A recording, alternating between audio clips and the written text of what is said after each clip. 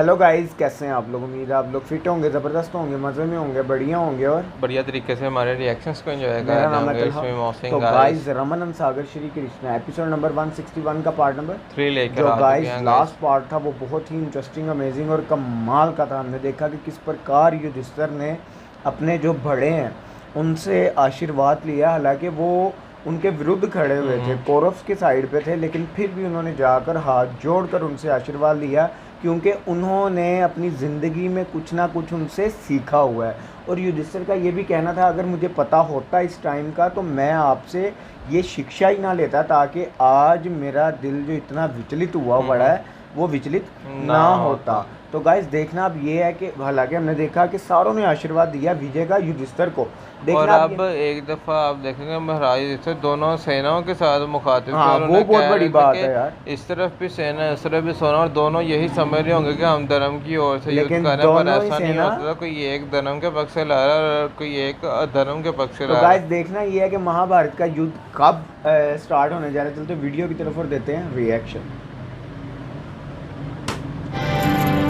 परंतु आप कौरवों में से जो भी अपने मन से ये मानता है कि हम पांडव धर्म पर हैं, यदि वो योद्धा धर्म का साथ देना चाहता है तो यही एक क्षण है कि वो इस रेखा को पार करके हम पांडवों में सम्मिलित हो सकता है। दावत धर्म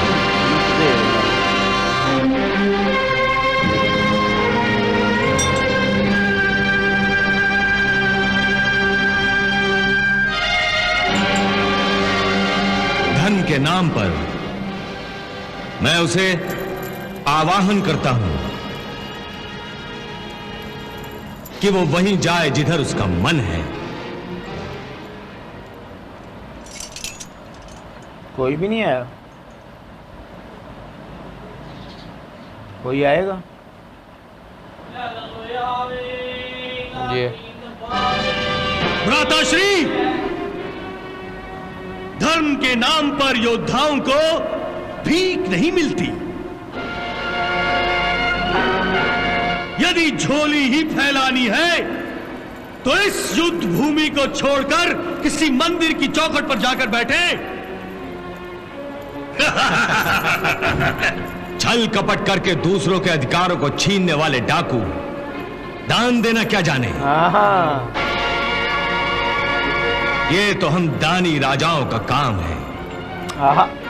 यदि तुमने हमसे छल कपट करके इंद्रप्रस्थ हथियाने की जगह अपनी झोली फैलाकर भिक्षा में इंद्रप्रस्थ को मांगा होता तो हम हंसकर दान कर देते।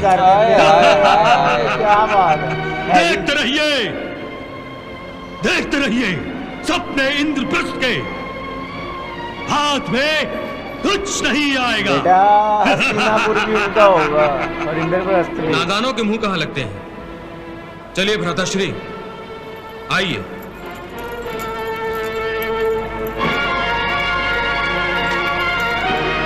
मामाश्री लो, ये तो खाली हाथ जा रहे हैं।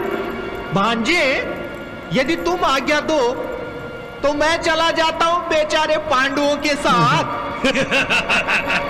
महाराज युधिष्ठिर, ये कौन है। ये कौरव का ही एक भाई है भाई। भ्राताश्री मैं आपके पास आ रहा हूं। ओ भ्राताश्री मैं आपके पास आ रहा हूँ। जो पांडव की साइड से लड़ा था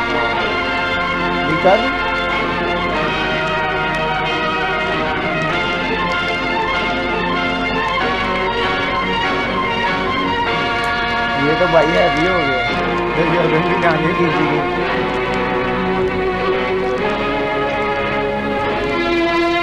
मैं युयुत्सु आपके पक्ष में युद्ध करूंगा। युयुत्सु, क्या आप मुझे अपने दल में स्वीकार करेंगे? युयुत्सु, तुम्हारे लिए स्थान केवल हमारे दल में नहीं है, हमारे दिल में भी है। हृदय में आओ हमारी छाती से लग जाओ।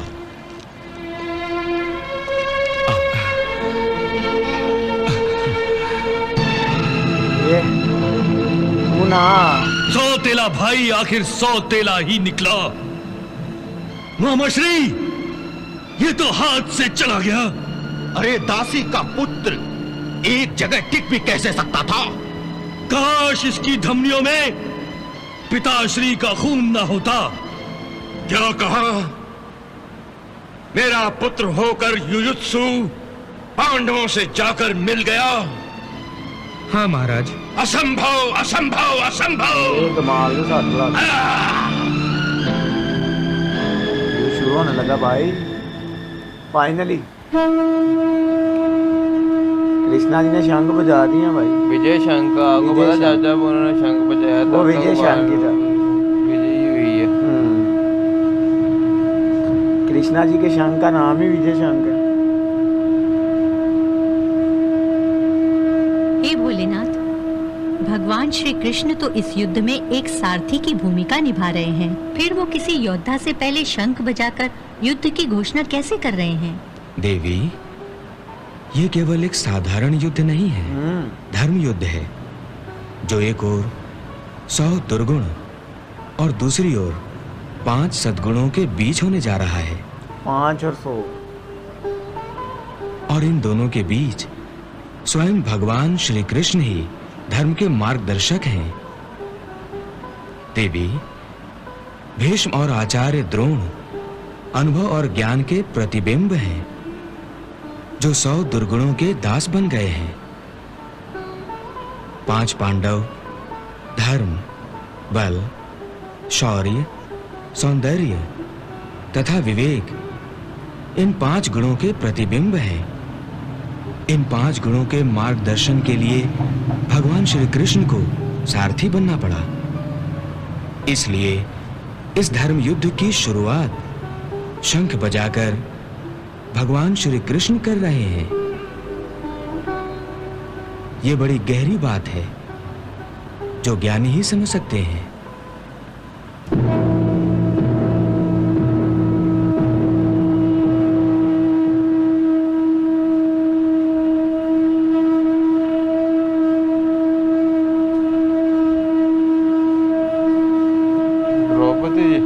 द्रौपदी जी, उनको भी शंख की आवाज सुनाई दी है ना।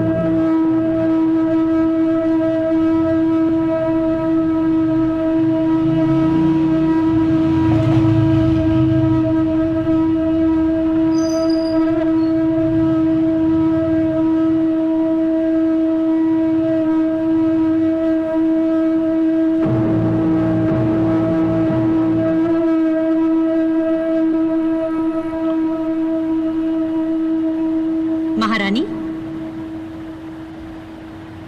युद्ध आरंभ होने वाला है। शंखों की ध्वनि सुन रही है ना?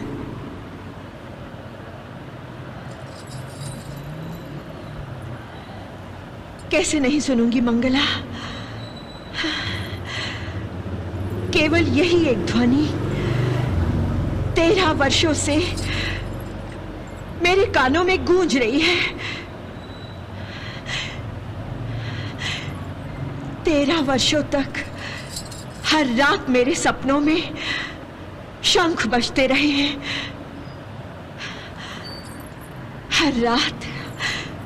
हर रात युद्ध की घोषणा होती है।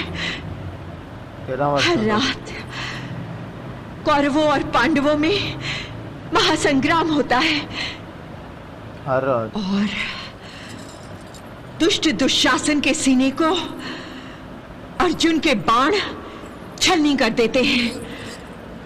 उसके घमंडी सर को भीम की गदा टुकड़े टुकड़े कर देती है।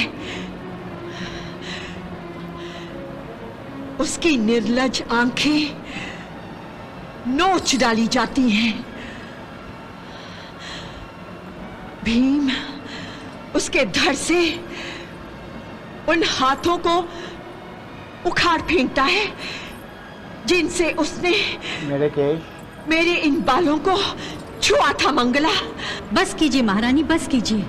इस भयानक दृश्य की कल्पना से भी मेरा कलेजा कांप उठता है। परंतु मंगला, ये सपना तो मैं हर रात देखती हूँ। मैं देखती हूँ मेरे 5 पति अपने अपने हाथों के चिल्लुओं में दुशासन का रक्त भरकर उसके स्पर्श से दूषित हुए मेरे बालों को धोने के लिए मेरे पास आ रहे हैं। हाँ, और हर्षोल्लास और व्याकुलता से मेरी नींद टूट जाती है। मेरा सपना टूट जाता है, मेरा दिल भी टूट जाता है। मैं निराश होकर आकाश की ओर देखती हूँ तो समय पाँव फटने का होता है और मुझे सारा आकाश दुशासन और कौरवों के रक्त से लाल दिखाई देता है, लाल। और उगने वाला सूरज ईश्वर की ओर से मुझे सांत्वना देता है द्रौपदी जी का एक एक शब्द सच कि वो दिन भी आएगा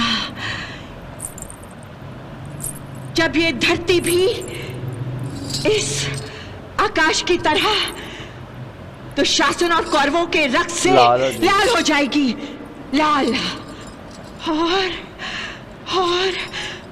और आज वो दिन आ गया है मंगला। हाँ, आज वो दिन आ गया है। अब मेरा सपना सच हो जाएगा। अब मैं दुशासन के रक्त से अपने बालों को धोऊंगी और मेरे बाल पवित्र हो जाएंगे।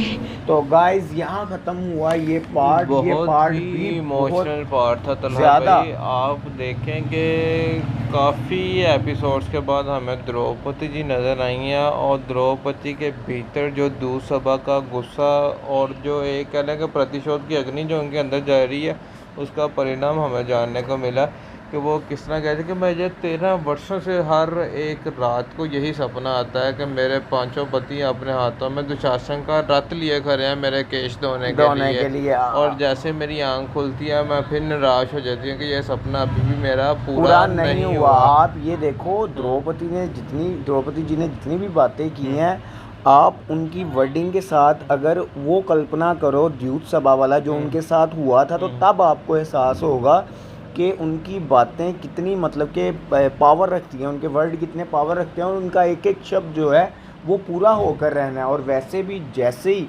कृष्णा जी ने शंख बजाया अपना विजय शंख तो तब से ही हमें पता चल गया है कि यार युद्ध भयंकर होने वाला है और युद्ध का परिणाम क्या होने वाला है। पहले आप देखेंगे कैसी एक मजेदार किस्म की मोमेंट हुई देखने को मिली जब वो मामा शुकनी और दुर्योधन वहाँ खड़े हंस रहे थे कि जो अपनी तरफ से वो कहना ये चाह रहे थे कि महाराज युधिष्ठिर ने जो भाषण दिया उसका किसी पर कोई असर नहीं हुआ और कोई भी हमारी सेना के पक्ष उन्होंने कहा भिक्षा ही मांगनी है, युद्ध की जगह तो किसी मंदिर में जाकर मांग लो। लेकिन उतनी देर में यूसुफ जो है महाराज युधिष्ठिर ने बोला कि छल कपट वालों को क्या पता होगा भिक्षा कैसे देते हैं, आप हमसे मांग कर देखते हैं हम आपको इंद्र प्रसाद की झोली में दान कर देते। तो गाइस देखना ये है कि नेक्स्ट क्या होने वाला है, युद्ध क्या स्टार्ट होने जा रहा है। मिलते हैं नेक्स्ट वीडियो नेक्स्ट पार्ट के साथ। Love you India.